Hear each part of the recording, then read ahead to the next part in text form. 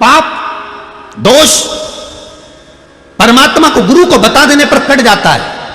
पुण्य दुनिया को, परमात्मा को किसी को बता देने से छिन्नित हो जाता है। पुण्य भी नहीं बताया जाता, पुण्य किसी को बताना नहीं है, और पाप बता देना है। मैंने झूठ बोला है साहब, आज मैंने छल करा है सब आपके साथ में, मैंने आपके 200 रुपए ज्यादा ले लिए, मैंने आपके 100 रुपए ज्यादा ले लिया, या आप वापिस ले लिए, मैंने छल करा है सब आपको, बता दिया, पाप कट गया, दुख कट गया, आपको भी नहीं छलेगा, वो भी नहीं छलेगा। पर हम अपने दोष नहीं बताते, हम अपना भाग बताते। मैंने तुम्हारे लिए ऐसा करा, मैंने तुमको ऐसा करा, मैंने तुम्हारे लिए ये किया, मैंने तुमको ये कर दिया। हमने अपना भाग गिनाया, अच्छा गिनाया, पर दोष कहां गिनाया? केवल एक गुरु होता है जो तुम्हारे दोष गिना देता है। क्यों रे, तुमने ऐसा करा है, इधर आओ, यहां बैठ, ऐसा कर, चलो सेवा करो, चलो झाड़ू लगाओ, चलो बुआरी काटो, चलो पोछा लगाओ। गुरु तुम्हारी अहंकार को गिराएगा, तुम्हारे अभिमान को नीचे पटकवा देगा, कैसे भी पटकेगा, पटक देगा। जहां अभिमान में फूले, गुरु जी ने कह दिया चलो उठाओ जरा, ये पादुका उठा के उधर से लाओ, जाओ झाड़ू उठा के उधर से लाओ, जहां अभिमान आया गुरु उसको पटक देगा तुरंत। चेले को लगेगा गुरुजी मुझे झाड़ू लगाने का बोल रहे हैं, गुरुजी मुझे बर्तन मांजने का बोल रहे हैं, गुरुजी मुझे पादुका लाने का बोल रहे हैं, गुरुजी मुझे कपड़े उठाने का बोल रहे हैं, गुरुजी मुझे कपड़े धोने का बोल रहे हैं। पर क्यों बोल रहे हैं? उसका कारण कहीं अभिमान आ रहा है, गुरु उसको काट रहा है। वो निखारने से पहले उसको धो देगा।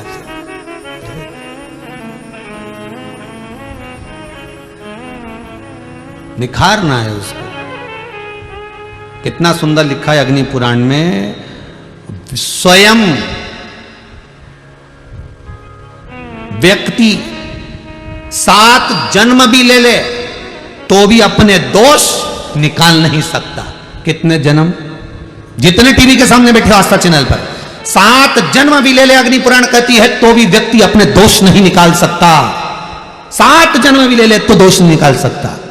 शिव पुराण, अग्नि पुराण, लिंग पुराण कहती है, नर्मदा पुराण कहती है, व्यक्ति केवल एक है और वो है गुरु।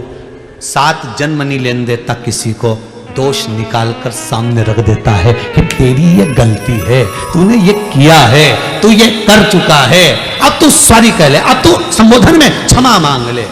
बस गुरु ने निकाल कर रख दिया। गुरु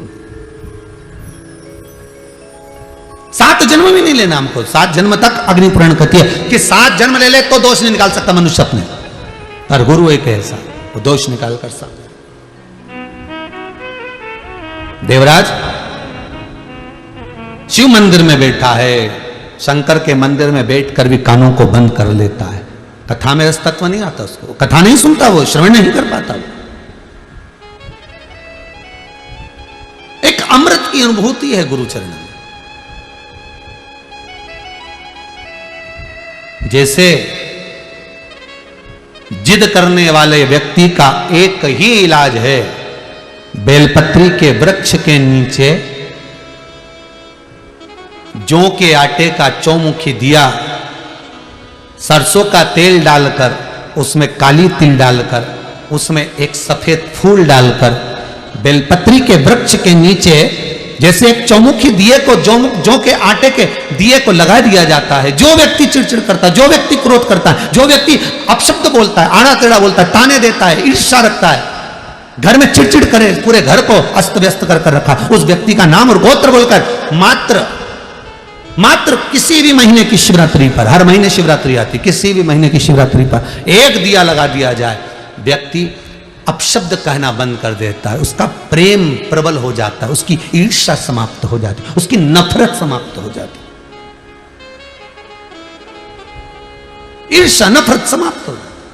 उसी तरह जैसे बेलपत्री के वृक्ष के नीचे जौ के आटे का दिया लगाने पर नफरत समाप्त होती है, ईर्ष्या समाप्त होती है, उसी तरह शंकर का ये शिव महापुराण की कथा कहती है कि गुरु के चरणों में जाने पर जीव का अहंकार, काम, लोभ, आसक्ति, वृष्णा, तृष्णा सब समाप्त। रुक्मणी तू रो रही है क्यों? मैं बता नहीं सकती। आप राजगुरु हो, आप राजगुरु हो, और राजगुरु के सामने अगर मैं बोलूंगी और कल पिता को या भाई को मालूम पड़ गया तो ओहो, रुक्मणी क्या सोचती है, तो क्या विचार करती है, तो मालूम नहीं है रुक्मणी गुरु कैसे।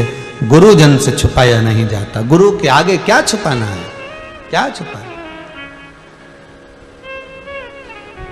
रुक्मणी को कृष्ण नहीं मिलते साहब, अगर गुरु ना होते। अगर गुरु ना होते तो रुक्मणी को कृष्ण मिलना बहुत कठिन। कर्म को काटने वाला, परमात्मा से मिलाने वाला कोई सदगुरु ही होगा। हम आपसे बार बार कहते हैं ना, कई बार आपको कहा कि आपके यहां अगर धन की कमी पड़ रही है, पैसा नहीं आ रहा, व्यापार नहीं चल रहा, दुकान नहीं चल रही, धंधा नहीं चल रहा, नौकरी नहीं लग रही, सर्विस नहीं लग रही, तो हमने बार बार आपको कहा है कि सोमवार एक दिया बेलपत्री के पेड़ के नीचे लगाओ घी का, और एक दिया शंकर के मंदिर की चौखट पर लगाकर। बार बार आपको कहा लगाओ, 1-2 सोमवार लगाकर तो देखो व्यापार चलता कि नहीं चलता। उस पर विश्वास रखकर लगाओगे, सुख मिलेगा, आनंद की अनुभूति होगी।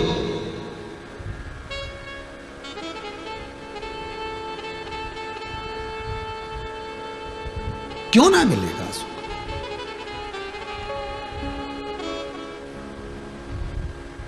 रुक्मणी तू रो रही है। हाँ गुरुदेव मैं बता नहीं सकती, पर गुरुजी करे बताना तो पड़ेगा, नहीं बताएगी तो हल कैसे निकले, बता क्या बात है। तब रुक्मणी जी रोते रोते गुरु चरणारविंद को पकड़ ली, गुरु चरण को पकड़ा रुक्मणी। बोल रुक्मणी। रुक्मणी जी कहती है, रुक्मणी जी बोलती है, रुक्मणी जी कह रही है, गुरुदेव बात इतनी सी है, मेरे हृदय में कृष्ण बैठे हैं, क्योंकि मैंने बाल्यावस्था से कृष्ण को अपना माना, कृष्ण को मैं अपना मानती, पर मेरे भाइयों ने मेरा विवाह शिशुपाल के साथ पक्का कर दिया। अब आप बताएं, मैं कृष्ण को चाहती हूं, विवाह उनसे करूंगी, और कैसे शिशुपाल से विवाह करूं। भगवान बोले, गुरुजी बोले इतनी सी बात। अब गुरुजी हल निकाल दी, देखो कितनी जोरदार, इतनी सी बात। अगर कृष्ण तुझे चाहते हैं तो रुक्मणी जी बोली, मैं ये नहीं कहती कि कृष्ण मुझे चाहती, मैं तो इतना कहती हूं कि मैं कृष्ण को चाहती हूं।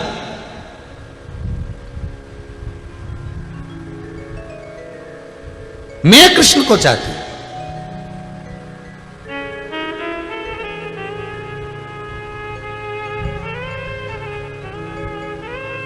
ओहो, भगवान बोले फिर तो विवाह, वही का तो टेंशन है, उनको तो मालूम ही नहीं कि मेरा विवाह हो रहा है, और मैं उनको इतना स्नेह करती हूं ये भी नहीं मालूम उनको।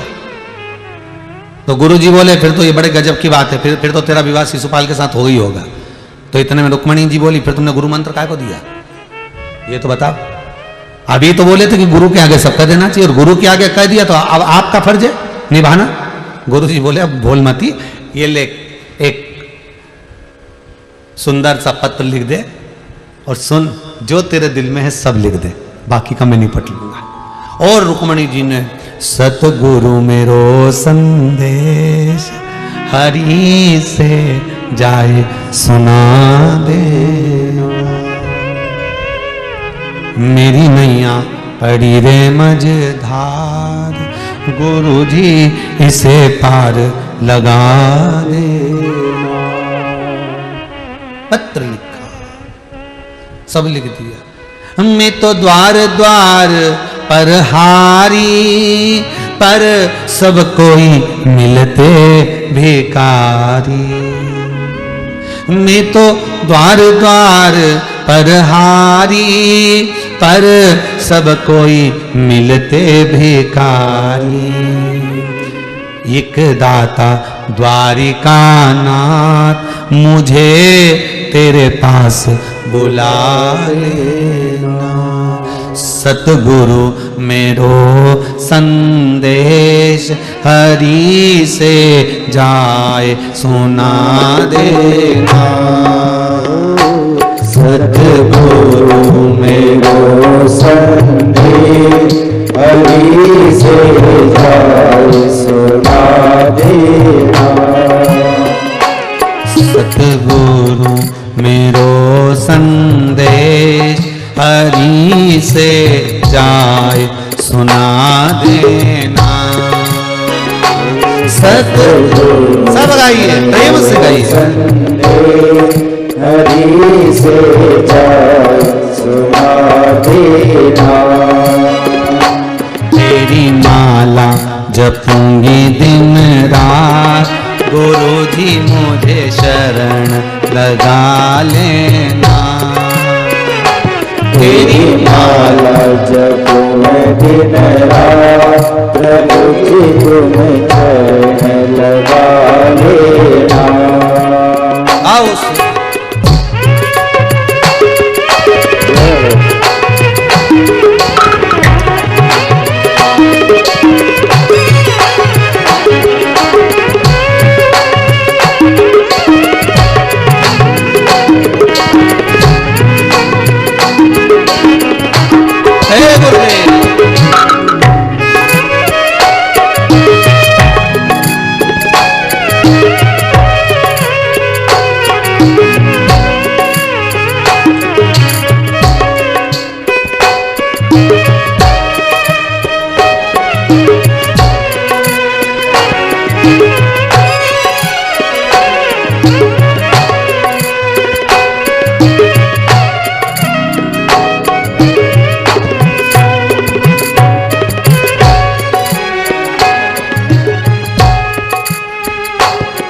तो जानो गुरु जी घट घट की, मेरी नैया भंवर बीच अटकी। तुम तो जानो गुरु जी घट घट की, मेरी नैया भंवर बीच अटकी। तुम तो जानो गुरु जी घट घट की, मेरी नैया भंवर बीच अटकी। तुम तो जानो गुरु जी घट घट की, मेरी नैया भंवर बीच अटकी। मेरो तो जो नहीं रे आधार, गुरु जी से पार लगा देना। मेरो तो जो नहीं रे आधार, गुरु जी से पार लगा देना। सतगुरु मेरो संदेश हरि से जाए सुना देना। सतगुरु मेरो संदेश हरि से जाए सुना देना। तेरी माला जपूंगी दिन रात, गुरु जी से पार लगा देना। तेरी माला जपूं मैं दिन रात, गुरु जी से पार लगा देना।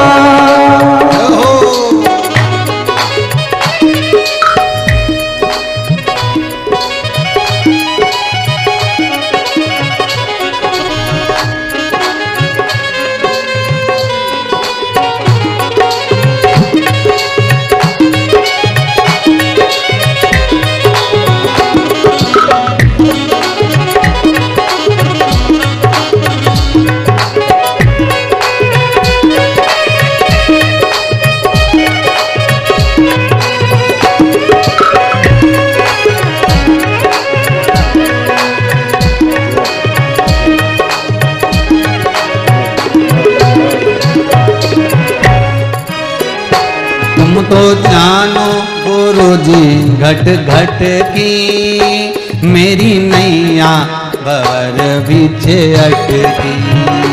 तुम तो जानो गुरु जी घट घट की, मेरी नैया भंवर बीच अटकी। तुम तो जानो गुरु जी घट घट की, मेरी नैया भंवर बीच अटकी। तुम तो जानो गुरु जी घट घट की, मेरी नैया भंवर बीच अटकी। ये डूब न जाए इस बार, गुरु जी से पार लगा देना। ये डूब न जाए इस बार, गुरु जी से पार लगा देना। तेरी माला जपूंगी दिन रात, गुरु जी से पार लगा देना। ओ तेरी माला जप में दिन रात गुरु जी से पार लगा देना। तेरी माला जप में दिन रात गुरु जी से पार लगा देना। ओ तेरी माला जप में दिन रात गुरु जी से पार लगा देना। गुरु जी से पार लगा देना। गुरु जी से पार लगा देना।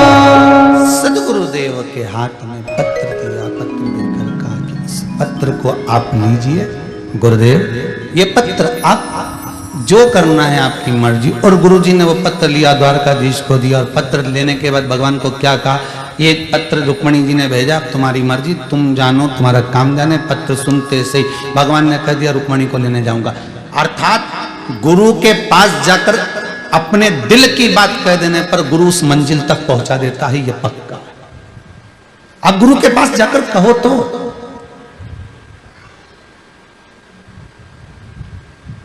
आप गुरु जी के पास में जाकर बोलोगे ही नहीं तो गुरु कौन सी मंजिल तक पहुंचाएगा तुम्हें? कौन सी मंजिल तक?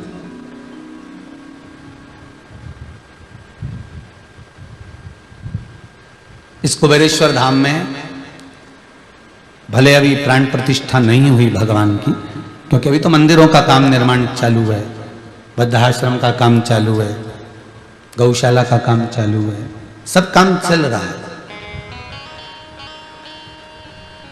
पर इस कुबेरेश्वर धाम का एक बड़ा प्रबल भाव है कि यहाँ जो मन से, भाव से, चित्त से, काम को रिझाता है, भाव से, चित्त से जो जो कामना कर जीव आता है, उसकी कामना बाबा पूरा जरूर करता है।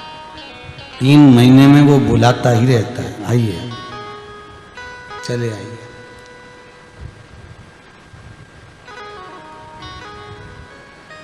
केवल वही है। गुरु से कहो तो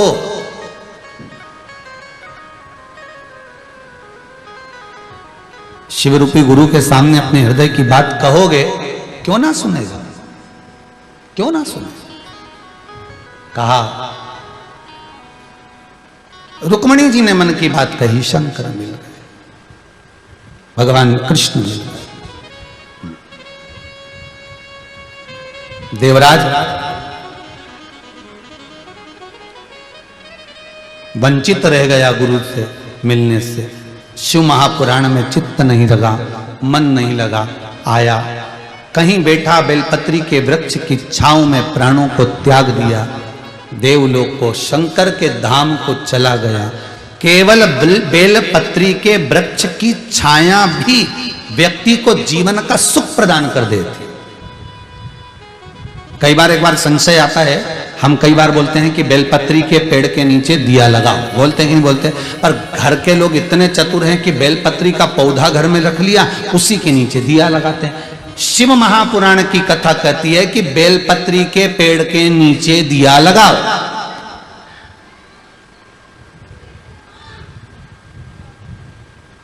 शब्दों पर जाइएगा जरा। हो, बेलपत्री के वृक्ष के नीचे दिया लगाओ, कोई कहे पीपल के वृक्ष के नीचे दिया लगाओ, किसी ने कभी कहा कि तुलसी के वृक्ष के नीचे दिया लगाओ। नहीं, तुलसी के क्यारे में दिया लगाओ,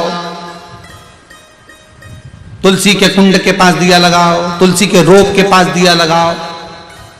पर किसी ने यह नहीं कहा कि तुलसी के नीचे दिया लगाओ, क्योंकि सबको मालूम है तुलसी का जो पौधा है वो छोटा होता है, उसके नीचे बैठ नहीं सकते आप। पर उसके नजदीक में जो दिया लगाओगे वो स्वीकृत होगा।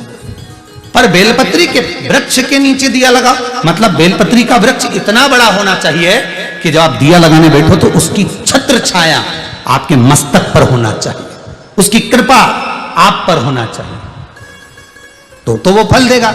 नहीं तो मालूम पड़े इतना सा पौधा, अब मैं दिया लगा दिया, अब सोचे कि इसकी छाया कैसी हो, तो गमले को उठा के सिर पे धर लिया। अब ये चित्तवृत्ति आपकी हो सब।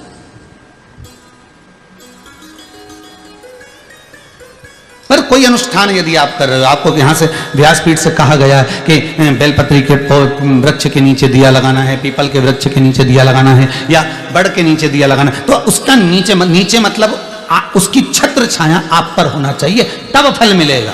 हो नहीं तो तुम बहुत बड़े बड़े होशियार हो रहे, पक्का बेलपत्री का पौधा लगा लिया घर के कुंडे में, वहीं दिया लगा देती, हम तो रोज लगा, फिर भी हमारी कामना पूरी नहीं हो रही, फिर भी भगवान हमारा नहीं सुन रहा। भगवान के तेरे बराबर आलसी कौन होगा? पहले पौधा बड़ा कर, उसकी छत्र छाया में बैठ, और नहीं है तो कहीं दूसरी जगह पौधा लगा, उसके नीचे बैठ, वृक्ष के नीचे, उसकी छांव हमारे ऊपर पड़ना चाहिए, उसकी छांव पड़ना चाहिए।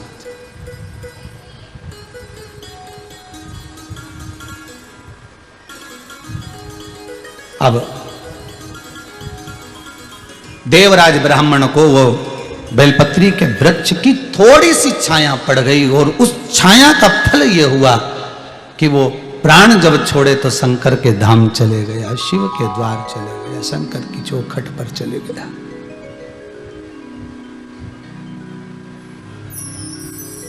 सुख का भान हो गया, आनंद स्थापित हो गया। कितनी प्रसन्नता की बात है। 2 जून से चालू है बेलपत्र महोत्सव चल रहा है, 25 जुलाई तक चलेगा, सावन का प्रथम दिन तक। लाखों वृक्ष, लाखों करोड़ों वृक्ष पूरे भारत की भूमि पर ही क्या, देश में ही क्या, विदेश में भी आप लोगों ने लगाए, उसके फोटो लगातार आप आस्था चैनल के माध्यम से देख रहे हैं। लगातार वृक्ष के फोटो आप आस्था चैनल के माध्यम से देख रहे हैं कि लाखों लोग इस वृक्षारोपण को, बेलपत्री वृक्षारोपण महोत्सव में जुड़े हुए हैं, और लगातार वृक्ष लगाए जा रहे हैं, लगातार वृक्ष को रोपित किया जा रहा है। और दुनिया के आज खुशी की बात यह है कि अभी ये पौधे छोटे हैं, पर समय आने पर जब ये बढ़ते चले जाएंगे, बढ़ते चले जाएंगे, जब ये और बढ़ेंगे, इनकी छत्र छाया किसी पापी जीव पर भी पड़ गई तो वो तर जाएगा। जैसे देवराज चोरी करता, धन लेकर आता, कभी भगवत भजन नहीं करता, कभी स्मरण नहीं करता, कभी नाम जाप नहीं करता, कभी नाम कीर्तन में डूबता, पर उसने अंतिम समय में जो प्राणों को त्यागा वो बेलपत्री के वृक्ष की छांव में त्याग दिया, तो शिव का धाम मिल गया, शंकर का।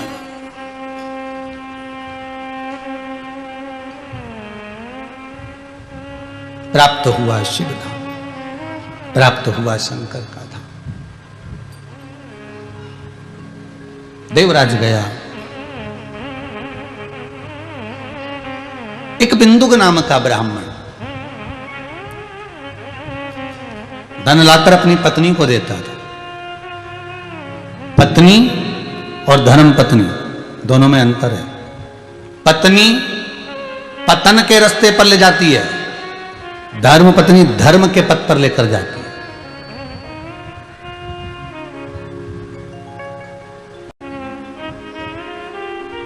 एक मायके ले जा रही है, वो पत्नी है।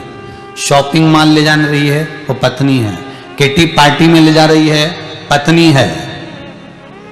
होटल ले जा रही है, पत्नी है। धर्म पत्नी वो जो पति से कहे बहुत दिन हो गए मेरे को कुबेरेश्वर धाम जाना है, बहुत दिन हो गए मेरे को महाकाल जाना है, बहुत दिन हो गए मैं कथा में नहीं गई, बहुत दिन हो गए मैं गुरु चरणारविंद के पास नहीं गई, बहुत दिन हो गए मैं मंदिर नहीं गई, बहुत दिन हो गए मैं सत्संग में नहीं गई। वो धर्म पत्नी है जो पति को धर्म के पथ की ओर लेकर जाए, धर्म के मार्ग की ओर लेकर जाए, वो धर्म पत्नी। धर्म पत्नी का फर्ज अदा करो। कभी कभी दिल से कह दिया करो, सुनो आज थोड़ा जल्दी आ जाना। पति पूछे क्यों? घबराहट होगी बेचारे को, कहीं होटल तो नहीं ले जा रही वापस, 5,000 का बिल बनवा दिया। सुनो आज थोड़ा जल्दी आ जाना। क्यों? क्या बात क्या है, क्या करना है, कारण क्या? आज अपन शंकर जी के मंदिर में दिया लगाने के लिए चलेंगे, या फिर बेलपत्री के पेड़ के नीचे थोड़ी देर बैठ के आएंगे। रोज सियोर वाला महाराज का सुने कथा में, और सियोर वाला महाराज एक ही बात के, बेलपत्री का पौधा, बेलपत्री का वृक्ष, बेलपत्री का पेड़ ऐसा। तो अब अपन भी एक काम करें, रोज गार्डन घूमने जाते हैं, होटल घूमने जाते हैं, अब सोमवार के सोमवार नियम बनाने कि दोनों बेलपत्री का कहीं पौधा हो, पेड़ हो, उसके नीचे 2 मिनट बैठकर श्री शिवाय नमस्तुभ्यम का जाप करेंगे। श्री शिवाय नमस्तुभ्यम का स्मरण करेंगे, जाप करेंगे।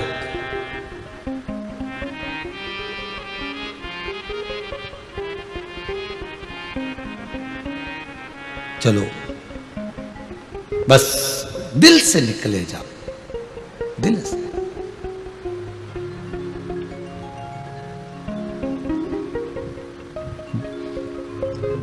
लोग सुदामा जी की पत्नी को बहुत कहते हैं, सुदामा जी की पत्नी इतनी तेज थी, रोज अपने पति से कहती थी द्वारका जाओ, दोस्त के यहाँ जाओ, मित्र के यहाँ जाओ, और कुछ तो देगा, कुछ तो लेकर आओगे, जाओ। अरे सुदामा जी की पत्नी के जैसा दुनिया में कौन की पत्नी होगी? सुदामा जी की पत्नी के बराबर कौन की पत्नी होगी? सुबह से उठकर एक ही बात कहती है कि जाओ द्वारका, जाओ कृष्ण के पास। और नहीं तो आज के जमाने की पत्नी सुबह से उठ के एक ही बात कहती, जाओ दूध की थैली लिया, जाओ थोड़ा सब्जी लिया, गिल की लिया ना, लौकी लिया ना, काशी फल लिया, जाओ जरा लेके आओ।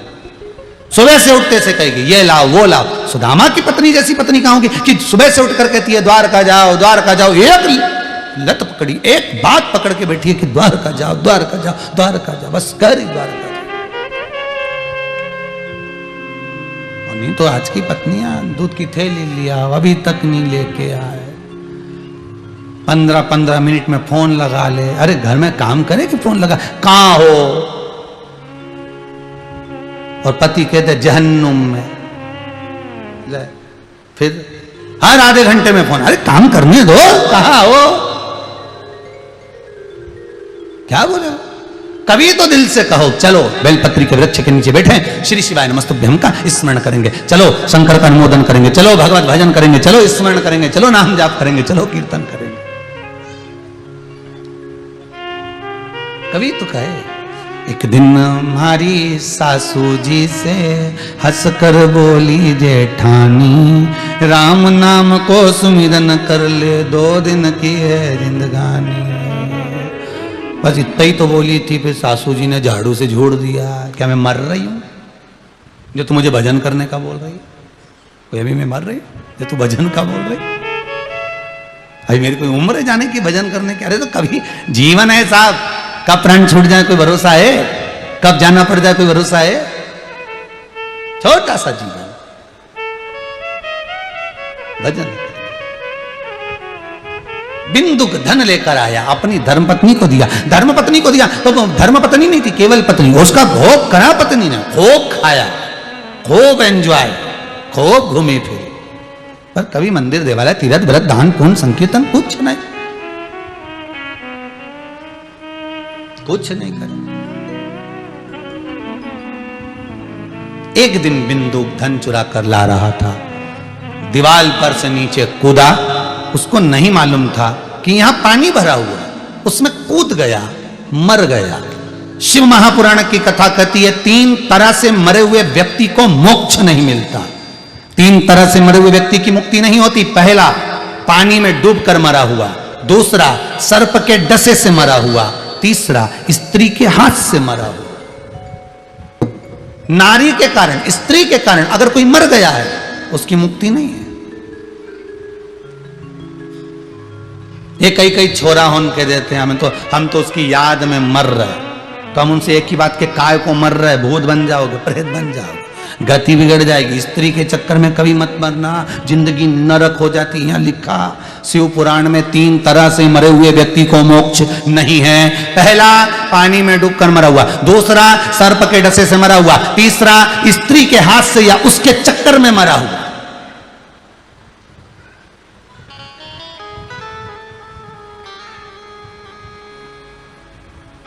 पतियों से निवेदन है, पत्नी कितना भी दुख दे पर मत मरना। क्यों मरे, प्राण क्यों छोड़े? तकलीफ में आ गए, दुख में आ गए, कष्ट में आ गए, हम तो घबरा गए, मर जाए तो अच्छा, काय मरो। और पत्नियों से भी निवेदन है, मरने का प्लान चेंज करो, काय को मरे। हम तो बड़े दुखी हो गए गुरुजी, हमारे तो प्राण छूट जाए तो बड़ा अच्छा। अरे मरो मरो सब कोई कहे, मर के देखो कोई, मरो तो ऐसा मरो कि फिर संसार सागर में जन्म ना हो। मरने मर गए, हम तो मर गए। अब मर भी जाओगे तो भैया काम तो पूरा करना पड़ेगा। जैसे तुम्हारी 8 बजे से ड्यूटी है रात को 8 बजे तक, नौकरी पर अगर जा रहे हो, सर्विस पर जा रहे हो, अगर ड्यूटी पूरी नहीं करोगे तो कोई तुम्हें रखेगा नहीं रखेगा। अगर आज नहीं करोगे तो बाद में करना पड़ेगा, पर ड्यूटी तो निभाना पड़ेगी। उसी तरह परमात्मा ने जन्म दिया है कर्म का भोग भोगने के लिए। अगर नहीं भोगोगे और जरा सा दुख आया और मर भी गए तो फिर जन्म लेना पड़ेगा, फिर भोगना पड़ेगा, फिर जन्म, पुनरपि जननम पुनरपि मरणम। जगतगुरु शंकराचार्य जी कहते हैं फिर जन्मो, फिर मरो, फिर जन्मे, फिर मरे। तो ये कब तक करोगे? इसलिए पूरी ड्यूटी करके जाओ। कोई कितना ही कष्ट आ जाए, कर्जा बढ़ जाए, बीमारी आ जाए, दुख आ जाए, तकलीफ आ जाए, कभी मत सोचना कि हमें मरना। हम तो पूरी ड्यूटी करके जाएंगे। जब वो लेने आएगा तभी जाएंगे, नहीं तो हम तो पड़े सब जा नहीं जाए।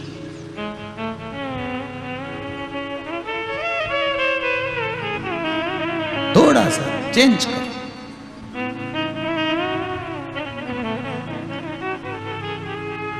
चित्तवृत्ति लगाइए भगवान। बिंदु प्रेत योनि में पड़ गया, गति नहीं, सुधरी नहीं गति, प्रेत योनि में पड़ गया। पत्नी चंचुला को मालूम पड़ा कि मेरा पति प्रेत योनि में चला गया है। उसकी गति नहीं हो रही है, गति का सुख नहीं है उसका।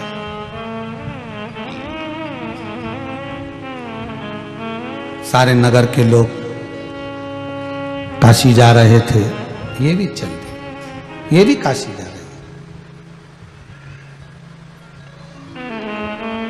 और काशी जैसी पहुंची है, कभी जिंदगी में तो काशी गई नहीं थी, आज पहली बार तो काशी गई है। अभिमुक्त नगरी में पहुंची है, मोक्ष नगरी में पहुंची है। काशी अभिमुक्त नगरी है, मोक्ष नगरी जिसमें वो पहुंची है। और उसमें पहुंचने के बाद उसका जो मन था, गई थी केवल खरीदारी करने के लिए, शॉपिंग करने के लिए। क्या गांव के लोग जा रहे हैं तो मैं भी चली जाती हूं, पर मन उसका लग गया भगवान की उस नगरी में। कहीं शिव महापुराण की कथा हो रही थी और उस शिव पुराण की कथा में जाकर वो थोड़ी देर के लिए बैठ गए, मात्र 2 क्षण के लिए, मात्र कुछ देर के लिए।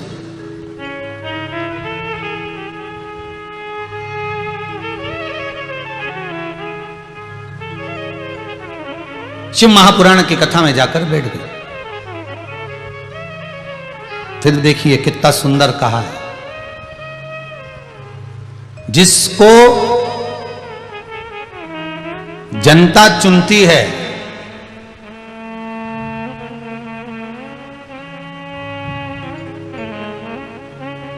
जिसको आप चुनते हो वो संसद में जाकर बैठता है, और जिसको मेरा देव अधिदेव महादेव चुनता है वो सत्संग में जाकर बैठता है। दोनों के बैठने की जगह अलग अलग है। जनता, आप जिसको चुनोगे वो संसद में बैठेगा,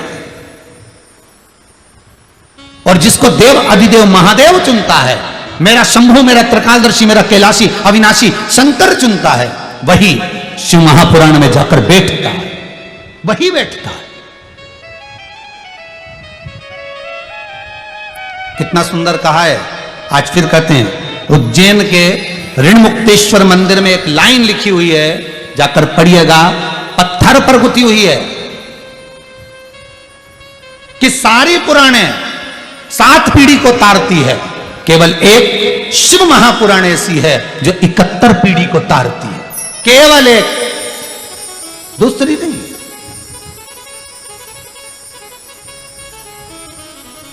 गर्भ में कोई बच्चा मर गया, गर्भस्थ है, सबसे ज्यादा गति उसी की खराब है, क्योंकि वो कुंवारी अवस्था में मर गया, बिना शादी के मर गया। कुंवारी अवस्था में मरने वाले को ना तो पिंड मिलता है, ना तर्पण, ना तिलांजलि, ना जल मिलता है, अधोगति में पड़ा है। उसको ना ब्राह्मण भोज कराओगे तो वो भी नहीं मिलेगा।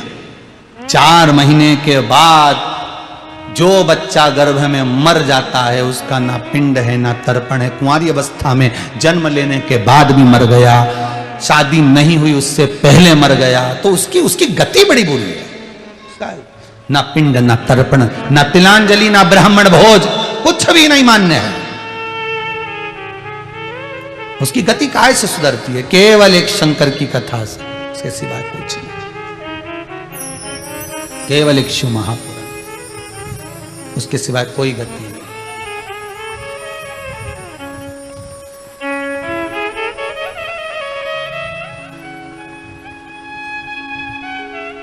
चंचुला देवी का चित्त वृत्ति काशी में रम गई। ये रमाने वाला कौन है? देवाधिदेव महादेव। शंकर के सिवा कोई नहीं रमा सकता। आपका